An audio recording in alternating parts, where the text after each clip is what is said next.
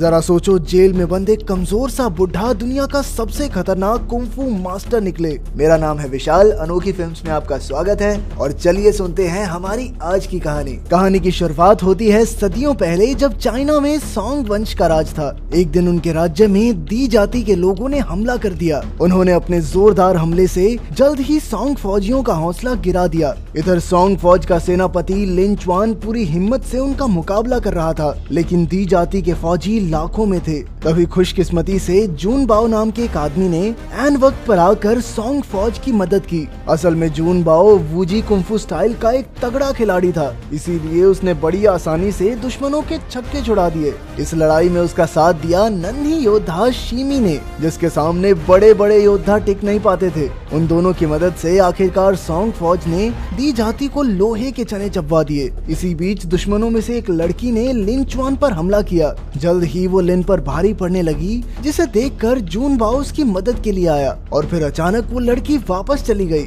असल में वो लड़ने नहीं बल्कि जून बाओ से कुछ चुराने आई थी और उसे चुराते ही वो सीधा अपने मुखिया राजकुमार दी के पास पहुंची। असल में ये उस जेल की चाबी थी जिसमें एक बहुत ही खतरनाक कुंफू मास्टर को कैद किया गया था। दरअसल ये पूरा युद्ध असल में इस चाबी को चुराने के लिए ही किया गया था। जैसे ही ये चाबी राजकुमार के हाथ लगी, वो तुरंत अपनी फौज लेकर वापस लौट गया। लेकिन जाने से पहले दो दुश्मनों ने शीमी को अगवा करने की कोशिश की, पर तभी जून बाओ ने शीमी की चीखें सुन ली और वो तुरंत घोड़े पर कूदकर उसे बचाने के लिए रहस्यमयी जंगल की ओर निकल पड़ा। उधर दुश्मन जैसे ही जंगल में पहुंचे तो अचानक उनके घोड़े डर गए और उन्हें जमीन पर पटक कर दूर भाग गए। तभी उन्हें एहसास हुआ कि आसपास एक विशालकाय जानवर घूम रहा था। वो दोनों चौकन्ने हो गए, पर अचानक एक फौजी जमीन में धंस गया। तभी दूसरे ने मुड़कर देखा कि उसके सामने एक बहुत बड़ा कीड़ा खड़ा था। कीड़े ने तुरंत उस पर हमला कर दिया, पर तभी सही मौका देखकर जून बाओ शीमे को बचाने आ पहुंचा। अब उसने जानवर से लड़ने की कोशिश की तो अचानक कहीं से एक लड़की कूद पड़ी और उसने जानवर को शांत किया। उस लड़की का नाम यूइर था और उसने बताया कि ये रहस्यमयी जीव इस जंगल पर राज करता है, इसीलिए जून बाओ को बिना इजाजत के नहीं घुसना चाहिए था। पर जून बाओ शीमे को बचाने के लिए यहाँ पर आया था, इसीलिए यूइर ने उन्हें जाने दिया। उधर शहर में लिन चुआन एक मंत्री से और फौजियों और हथियारों की मांग करने लगा, लेकिन मंत्री ने कहा कि उन्हें ऐसा कुछ नहीं मिलने वाला। लिन ने उसे समझाया कि चाहे वो आज जीत गए, लेकिन इतनी कम फौज और हथियारों से शहर की रक्षा करना नामुमकिन है। पर मंत्री के कान पर जूं नहीं रहेंगी, इसीलिए लिन गुस्से में बाहर आ गया। राज्य की सुरक्षा की चिंता उसे खाई जा रही थी। खैर फिर जून बाओ ने उसे शराब पीने के लिए बुलाया। देख भाई, टेंशन तो रहनी है, लेकिन सेलिब्रेशन भी तो जरूरी है। असल में वो दोनों बचपन के दोस्त थे। पर फिर जून बाओ मार्शल आर्ट सीखने चला गया और लिन फौज में भर्ती हो गया। अब लिन भी चाहता था कि जून बाओ जैसे योद्धा फौज में भर्ती होकर राज्य की रक्षा करें, लेकिन जून बाओ ने इससे साफ इनकार कर दिया, क्योंकि उसे चंद पैसों के लिए किसी राजा के लिए अपनी जान देने में कोई खास इंटरेस्ट नहीं था। इसके बाद हम देखते हैं कि जून बाओ एक बूढ़े आदमी से मिलने गया जो पिछले 12 साल से कैद में था। उस बूढ़े आदमी का नाम था किरमाडा और ये वही कुंफू मास्टर था जिसे राजकुमार छुड़वाना चाहता था। जून बाओ अक्सर जेल में किरमाडा से मिलने आता और शराब के बदले उससे कुंफू सीखता। वैसे तो वूजी मार्शल आर्ट्स वालों को ऐसा करने की सख्त मनाही थी, लेकिन जून बाओ को इस बात से फर्क नहीं पड़ता था। जल्द ही वूजी दल के नए मास्टर को चुनने के लिए मुकाबला होने वाला था और जून बाओ को यकीन था कि अगर उसने दो अलग अलग कुंफू स्टाइल्स को मिला दिया तो मुकाबले में उसके सामने कोई नहीं टिक पाएगा। आखिरकार मुकाबले का दिन भी आ गया और एक योद्धा ने सभी विरोधियों को हरा दिया। अब वो वूजी दल का मास्टर बनने ही वाला था कि अचानक जून बाओ वहां आ पहुंचा। अब जून बाओ ने उस योद्धा से मुकाबला किया और अपने नए कुंफू स्टाइल से उसे चित कर दिया। खैर उसके गुरुओं को ये तकनीक पसंद नहीं आई और उन्होंने जून बाओ को चेतावनी देकर कहा कि आज के बाद इस तकनीक का इस्तेमाल ना करे। पर जून बाओ ने कहा कि इंसान कोई भी तकनीक सीख सकता है, क्योंकि कोई भी तकनीक अच्छी या बुरी नहीं होती। जरूरी ये है कि उस तकनीक को इस्तेमाल करने वाले की नीयत साफ होनी चाहिए। लेकिन उसके गुरुओं के लिए उसूल और नियम सबसे ऊपर थे, इसीलिए उन्होंने मुकाबले का रिजल्ट निकाला ही नहीं और सब वहां से चले गए। बाद में जून बाओ शीमे के साथ खेलने लगा, पर अचानक उसका चेहरा सफेद पड़ गया। उसे एहसास हुआ कि किरमाडा की जेल की चाबी गायब थी। इसके बाद हम यूर को देखते हैं जो बहुत गुस्से में थी। असल में वो किरमाडा की बेटी थी और उसके कैद में होने की वजह से यूर को ही वहाँ की गद्दी संभालनी पड़ी। खैर अभी अभी उसे खबर मिली थी कि उनकी जाति के लोग छिपकर दी जाति का साथ दे रहे हैं। तभी अचानक राजकुमार दी की सेना वहां आ गई और उन्होंने यूअर की तरफ दोस्ती का हाथ बढ़ाया ताकि वो दोनों मिलकर पूरे राज्य पर कब्जा कर सकें। इसके बदले में राजकुमार उसे किरमाडा की जेल की चाबी देने को तैयार था, लेकिन यूअर ने उसका साथ देने से इनकार कर दिया। ऐसा करते ही राजकुमार के एक आदमी ने यूअर पर जानलेवा हमला किया। यूअर के साथी जानते थे कि इस जहर से यूअर की 3 दिन में मौत हो जाएगी, लेकिन कोई भी उसकी मदद करने के लिए आगे नहीं बढ़ा क्योंकि सभी पहले ही राजकुमार से मिल चुके थे। यूअर को एहसास हुआ कि वो अकेली इन सब का मुकाबला नहीं कर सकती, इसीलिए वो वहाँ से भाग निकली। अगली दोपहर जूनबाओ रोज की तरह घूमने निकला था तो अचानक उसकी नजर पेड़ के नीचे बेहोश यूअर पर पड़ी। जहर फैलने की वजह से उसकी हालत बहुत नाजुक थी। खुशकिस्मती से जूनबाओ के पास वूजी दल की कुछ खास गोलियां थी जो दुनिया के किसी भी जहर को काट सकती थी। उसने तुरंत ये गोली यूअर को खिलाई और जल्द ही उसके शरीर से जहर का असर खत्म हो गया। इसके बाद रात के समय कुछ फौजियों ने वूजी महल पर हमला कर दिया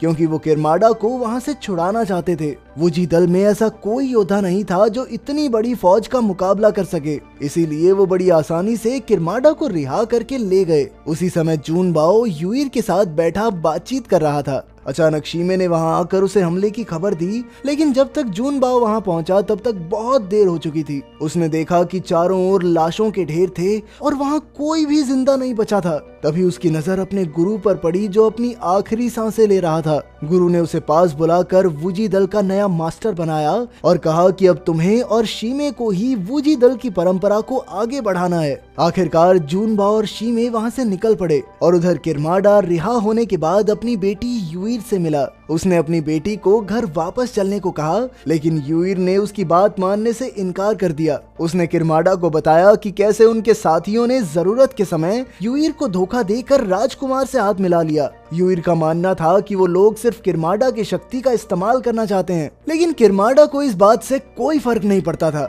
उसे बाकी के 8 मार्शल आर्ट्स दलों से बदला लेना था जिन्होंने 12 साल से उसे कैद में रखा था। इसके बाद किरमाडा अपने अड्डे पर लौट आया और तभी वहां दी जाति के कुछ नकाबपोश आदमी पहुंच गए। वो बाकी के 8 दलों को हराने में किरमाडा की मदद चाहते थे और अब किरमाडा उन्हें इनकार भी किस मुंह से करता। आखिर उन्होंने ही तो उसे जेल से छुड़वाया है। लेकिन किरमाडा ने अचानक अपनी तलवार से उस आदमी पर वार किया, पर उस आदमी ने बड़ी आसानी से तलवार मोड़ डाली। उधर जूनबाओ भी अपने साथियों और गुरु की मौत का बदला लेने के लिए बाकी के 8 दलों के गुरुओं से मिलने पहुंचा, लेकिन किसी ने भी उसकी बात का जवाब नहीं दिया। असल में उन सबको किरमाडा ने पहले ही मार डाला था और अचानक से वो जूनबाओ के सामने आ गया। उसे देखकर जूनबाओ गुस्से से भर गया और दोनों के बीच जबरदस्त लड़ाई शुरू हो गई। आखिर में जब जूनबाओ हारने ही वाला था तो ऐन वक्त पर यूअर ने वहां आकर किरमाडा को बताया कि जूनबाओ ने ही उसकी जान बचाई थी। ये सुनकर किरमाडा ने उसे छोड़ दिया और जैसे ही वो जाने लगे तो अचानक नकाबपोश आदमी ने उसका रास्ता रोक लिया।